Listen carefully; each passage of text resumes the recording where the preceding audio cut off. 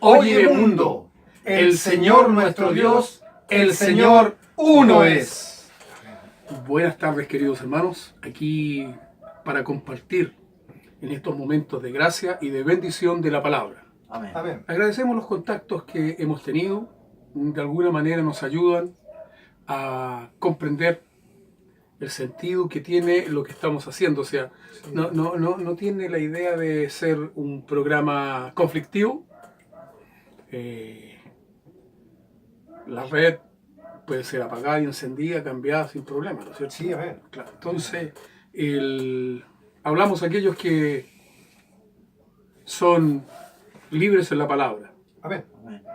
Y nosotros no somos esclavos del sistema religioso. Así es.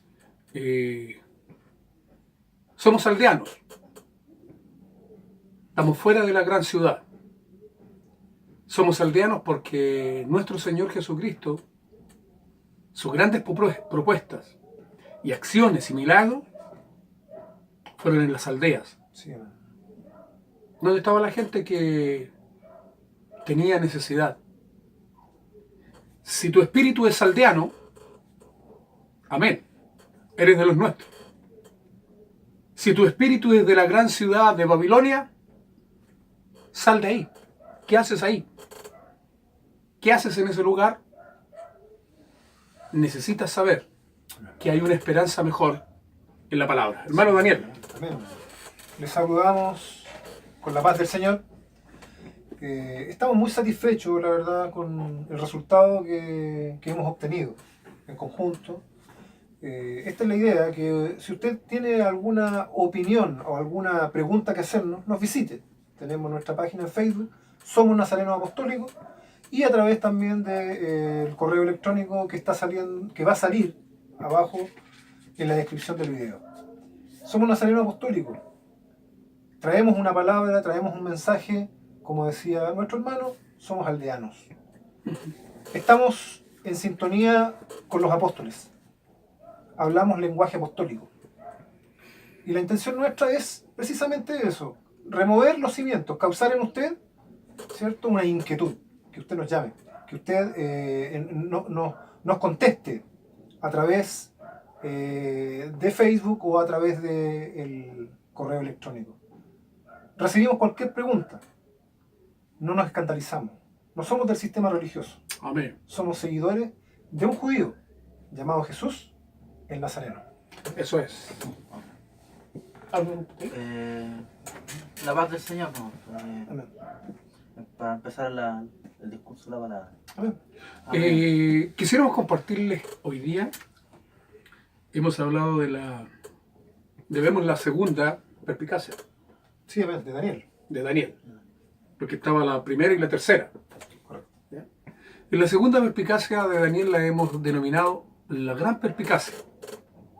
Hablaremos de un tema controversial, especialmente porque está basado en ciertas organizaciones y denominaciones que han abusado de este texto de la palabra, y sobre todas las cosas anhelamos que esta perspicacia, la gran perspicacia, puede serle de bendición a usted y pueda comprender por medio de la palabra que en la palabra no hay contradicción. En los evangelios no hay contradicción. ¿Ya? En la palabra apostólica no hay contradicción. ¿Ya? En el Antiguo Testamento no hay contradicción. No creemos esto. Yo era una persona que no veía mucho el asunto de Facebook, esto para mí estaba lejano, pero me he dado cuenta de la cantidad de ministros, predicadores, que hablan fuera de contexto todo lo que hablan, con tremendos títulos ministeriales, doctor en divinidades, en teología, todas esas cosas que ha inventado el sistema para embetunar a los ministros del Señor, y contradicciones tan simples como ver que no hay ni siquiera una nota histórica en el sentido de saber claramente cómo se produjeron algunos hechos. En este caso hablo del señor Eugenio Macías, del movimiento misionero mundial, que estuve viéndolo en sus discursos escatológicos, y aclararle que el segundo templo ya no existía en el tiempo del Señor Jesucristo. El templo fue construido por Herodes, no que Herodes lo haya ayudado a construir. Entonces me gustaría que por lo menos tuvieran la inquietud por relacionarse un poco con el sentido de la historia, ¿ya? Y aclararle, no recuerdo el predicador con ciertos títulos, que Mateo 28, 19 no es a los 40 días cuando el Señor iba a ascender a los cielos, ¿ya? Es por eso que nació la inquietud de parte mía de hablarles de esta gran suspicacia sobre Mateo 28, 19 y el capítulo 7, versos 13 y 14 de Daniel, cómo se conectan. Es tremendo el mensaje que podemos hallar en la palabra. Y por último, el hermano que nos preguntó sobre el capítulo 6 del libro de Juan, no se preocupe, le vamos a contestar. En su momento, manténgase en la red, suscríbase. Amén. Amén. Suscríbase.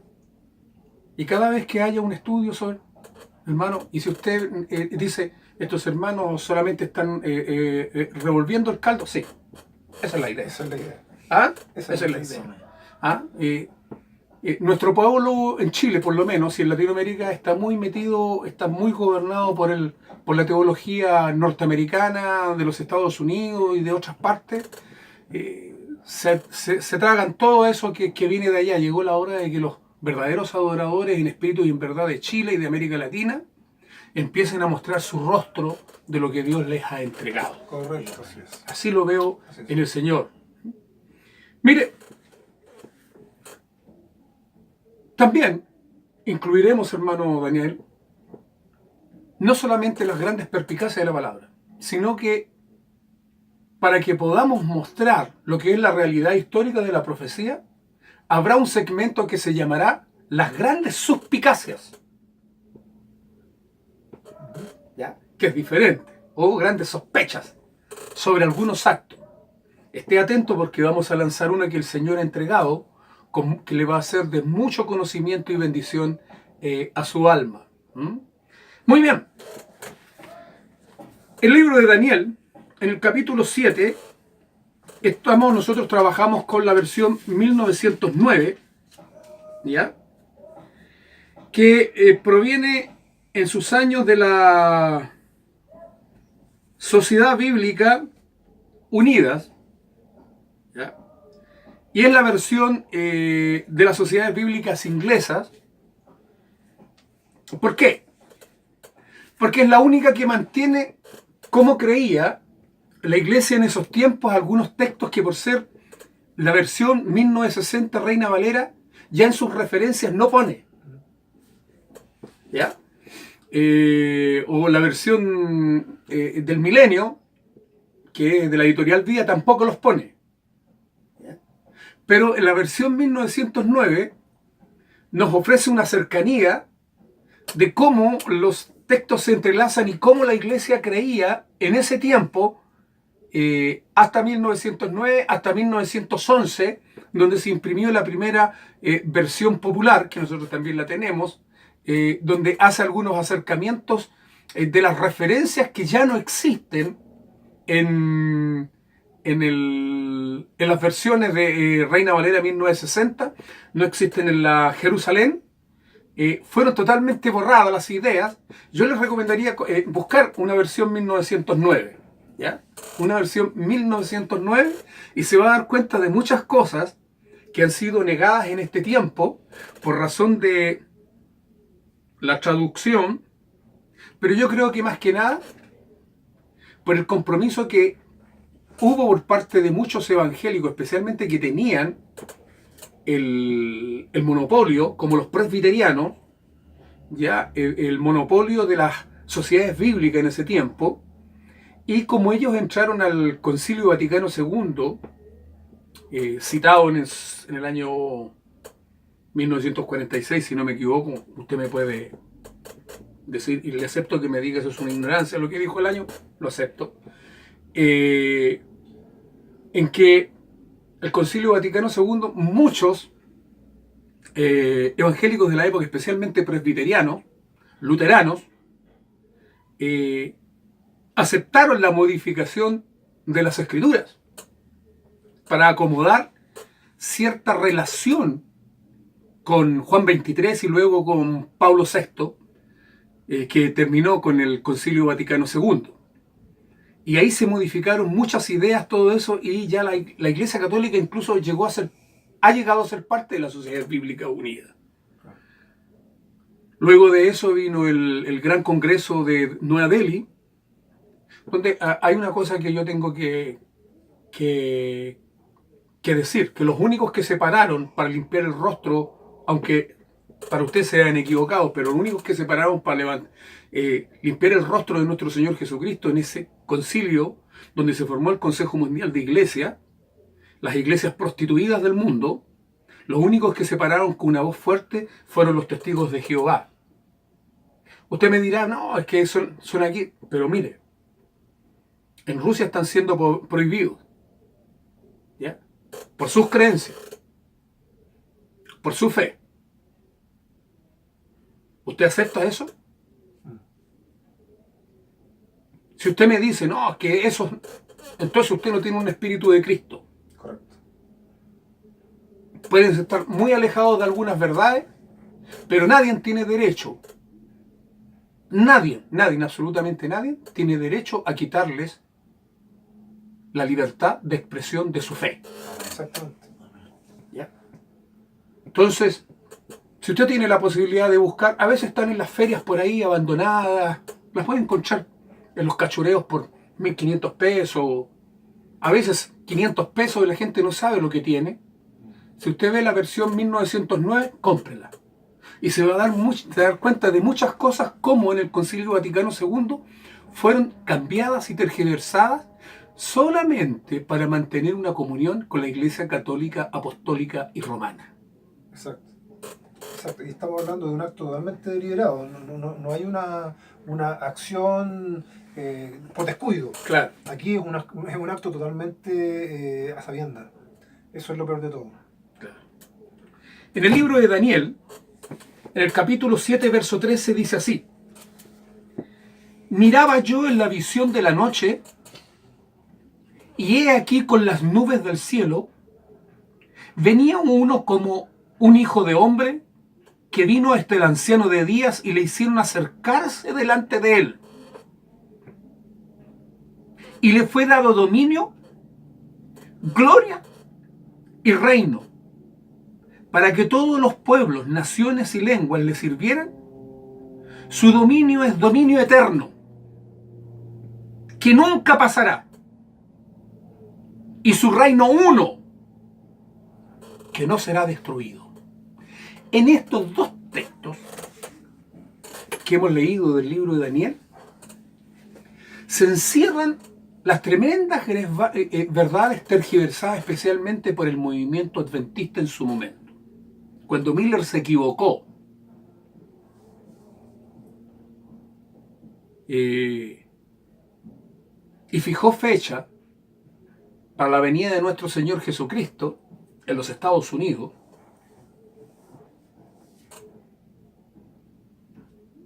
se produjo entonces un gran quiebre de fe en los creyentes que habían aceptado la idea del adviento o advenimiento de nuestro Señor Jesucristo.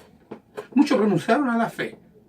Díganlo, los adventistas, díganlo, que muchas personas a partir de ahí se declararon ateos. Exacto. ¿Ya? Entonces, en esos momentos de crisis, aparece Mary Ellen de White,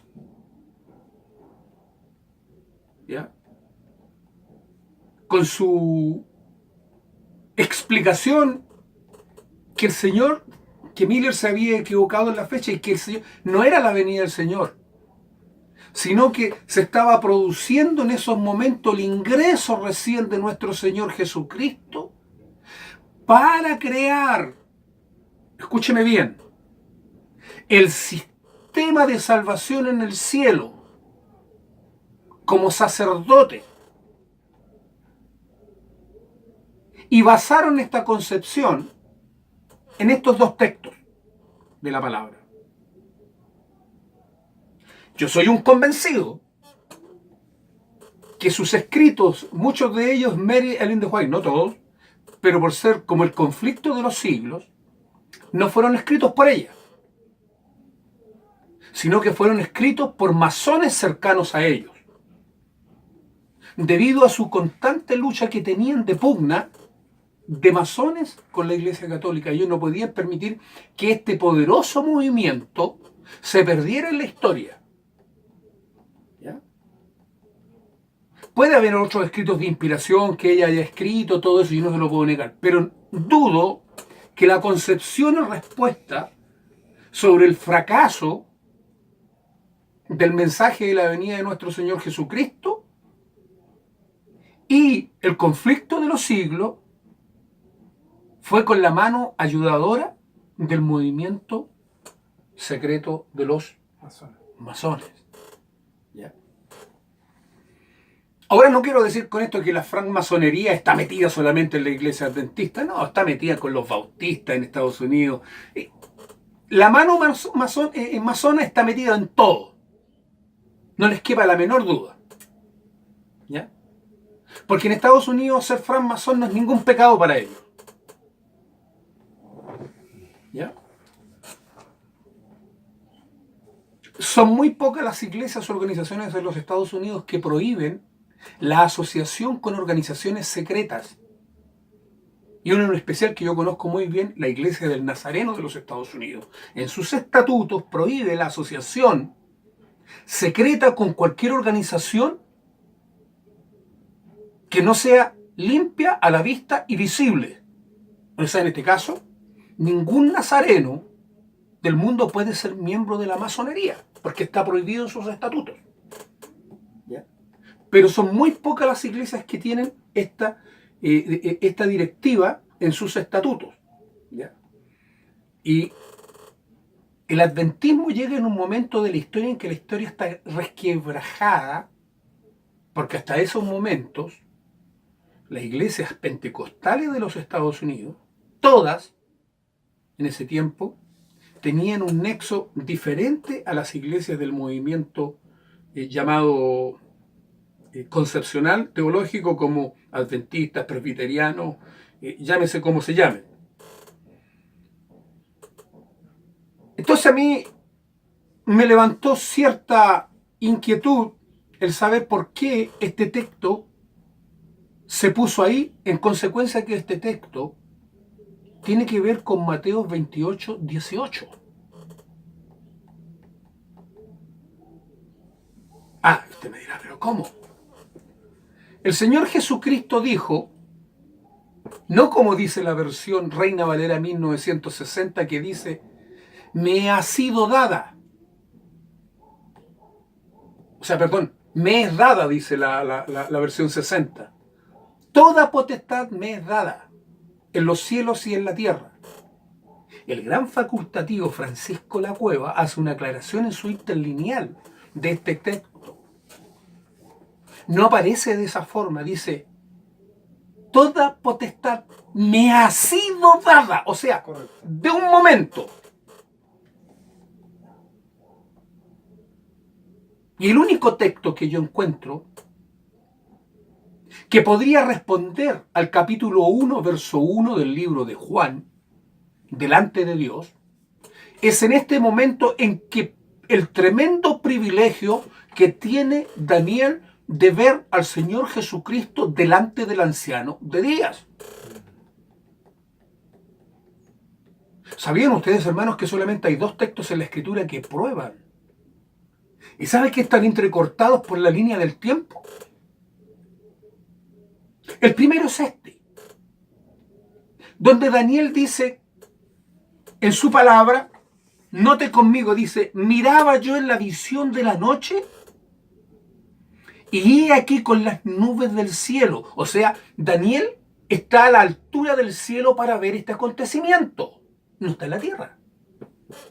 O sea, se produce la misma situación de Juan cuando sube al cielo. ¿Por qué digo esto de Juan en Apocalipsis que se produce lo mismo? Porque Daniel nos dice, venía uno como hijo de hombre. ¿Por qué Daniel dice uno como hijo de hombre?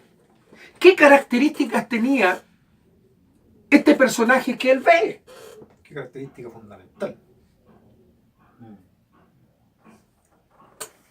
Dice, porque él dice como hijo de hombre. O sea, en primer lugar ya vemos que él nos está diciendo que él lo ve diferente a todos los demás seres que estaban en ese lugar. ¿Sabe cuál era la primera característica que él vio? Que él venía con sus manos ensangrentadas, su costado ensangrentado. Por eso que lo ve como el hijo del hombre. Un ser humano. ¿Eh? Perspicacia, ¿no? Lo ve como el ser humano que es. No lo ve con ninguna diferencia angelical, sino como un hijo de hombre. Pero ¿sabe lo que más me llama la atención? Que él entra y dicen que es llevado. O sea, Daniel lo ve primeramente interactuar, interrelacionarse con otros seres antes de acceder para estar delante del Eterno. Yo estoy leyendo la Escritura. Es llevado. Es llevado. Dice claramente que fue llevado. Mire, vino hasta el anciano de día y le hicieron acercarse delante de él. Wow. Hiciéronle. Oiga, si parece que la palabra dice que como que le pegaron un empujoncito. Anda.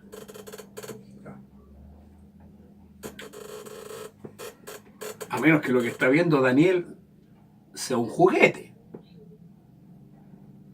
Pero dice que le hicieron acercarse delante de él. Entonces nació en mí la perspicacia. ¿Quiénes le hicieron acercarse delante de él? Es una pregunta lógica. ¿No es cierto? ¿Quiénes son estos personajes? Yo aquí tengo que revelar... Mire, yo no pretendo ser revelado ni cosa por el estilo. Pero yo tuve la oportunidad en visión de ver la plataforma esta que ves aquí, ¿cómo se llama? El mar de vidrio. No le digo cómo pasé la noche. Algún día la voy a contar claramente. Y fue ahí que nació en mí la perspicacia de saber quiénes le acercaron delante de él. Si el mismo Señor Jesucristo había dicho, nadie subió al cielo, Nadie. sino que el Hijo del Hombre, que está en el cielo. Al pasar el tiempo, en un momento de la lectura, el Señor dio la respuesta. Lo que vio Daniel se complementa con lo que vio Juan.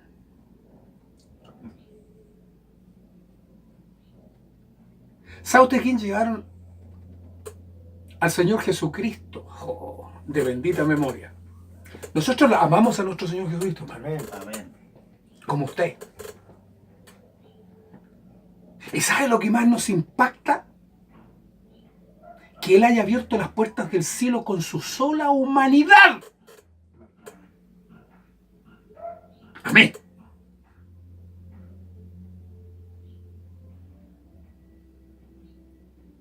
Fue ahí en ese momento que entendí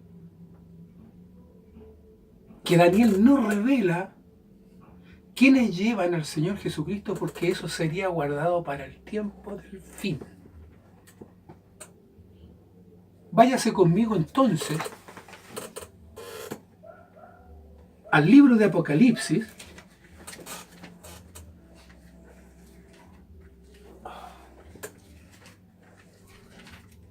sentimos no ser tecnológicos así de esos que... No, pero ya vamos a tener ya la, Yo sé para la posibilidad de poner los textos ahí en pantalla. Entonces,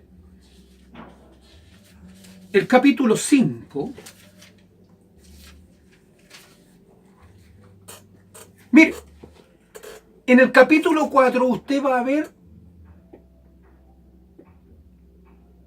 la adoración unicista al único Dios verdadero, Claro. al Creador, al que está sentado en el trono. Y en el capítulo 5, usted después va a ver la adoración dualiza.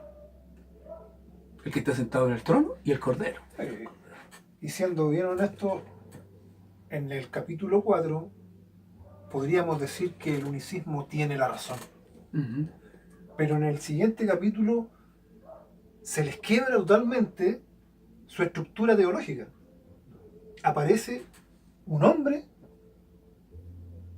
o me equivoco. Es que Daniel dice claramente, como hijo de hombre. ¿Qué características vio? La que los unicistas no quieren ver. Su humanidad. Le encanta el concepto endiosado de nuestro Señor Jesucristo, lejano. Hermano, nuestro Señor Jesucristo, este hombre maravilloso, rompió las reglas del cielo. Al punto que Daniel dice que lo detuvieron. Bendito sea el Señor. Amén. Bendito sea el Señor. Y mire lo que dice el capítulo 5. Y vi en la mano derecha del que estaba sentado sobre el trono un libro escrito de dentro y fuera, sellado con 7 sellos. Y vi un fuerte ángel predicando en alta voz: ¿quién es digno de abrir el libro y de desatar sus sellos? Y ninguno podía. Escúcheme bien, ni en el cielo. O sea, yo me llegué a preguntar,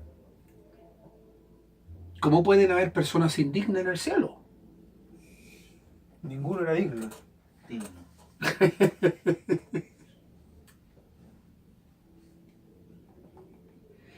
O sea, cuando el cielo se abra, hermano, cuando seamos llevados a casa del cielo, vamos a hallarnos con grandes sorpresas, sí, es cierto.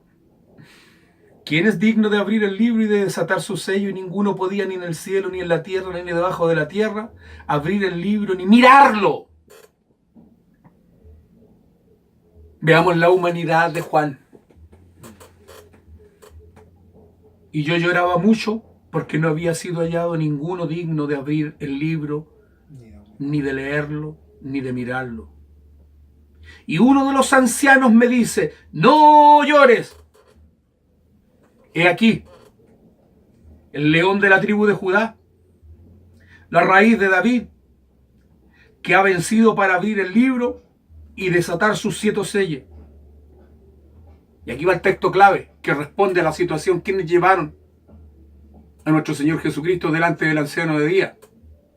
Y miré aquí en medio del trono y de los 4 animales, y en medio de los ancianos estaba un cordero, Amén. como inmolado, que tenía 7 cuernos. Arrebató la corona de la creación de la cabeza del indigno Caín. Y 7 ojos, que son los 7 espíritus de Dios enviados en toda la tierra. Yo miraba como un hijo de hombre que era llevado delante del trono del que está sentado. Y luego Juan dice: vi que venía en medio. ¿Quiénes lo recibieron entonces? Amén. Los 4 seres vivientes. Amén. Los ancianos. ¡Aleluya! ¿Damos gloria a Dios por eso? Amén. Los ancianos. Los 4 seres vivientes. Y él dice: y él vino y tomó el libro de la mano derecha de aquel que estaba sentado en el trono. Y escúcheme bien. Y cuando hubo tomado el libro, los 4 animales y los 24 ancianos se postraron delante del Cordero, teniendo cada uno arpas y copas llenas de perfume, que son las oraciones. De los los santos. Amén. Llegó el día de la victoria. Amén. En esta gran perspicacia va a ser dividida en 3 partes. Esta es la parte A. ¿Usted cree que esta es la primera ascensión de nuestro Señor Jesucristo? Le probaremos a través de la Escritura que lo que nos ha enseñado el sistema, que el Señor en su ministerio subió una sola vez al cielo, no es cierto. Hasta el momento, para cumplir su ministerio pleno, Él subió 2 veces. Sintonícese con nosotros. Le amamos en el Señor. Y bendiciones. Amén. Oye mundo, el Señor nuestro Dios, El Señor uno es.